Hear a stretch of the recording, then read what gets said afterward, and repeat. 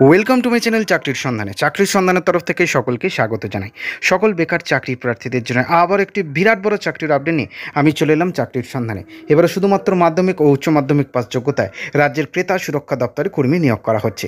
সম্পূর্ণ বিনামূল্যে আবেদন করতে পারবেন যে কোনো ভারতীয় নাগরিক, অর্থাৎ পশ্চিমবঙ্গের যে কোনো জেলার প্রার্থী থেকে ছেলে মেয়ে সকলেই শুধুমাত্র মাধ্যমিক এবং উচ্চ মাধ্যমিক পাস করে থাকলে।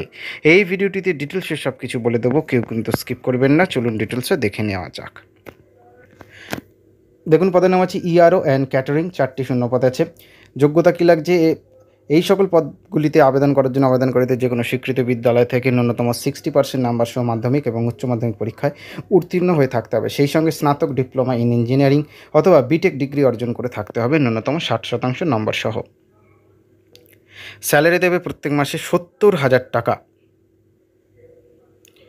বয়সসীমা কী লাগছে? 35 বছরের মধ্যে হতে হবে। বয়স হিসাব করতে হবে 2রা জুন 2024 তারিখ অনুযায়ী।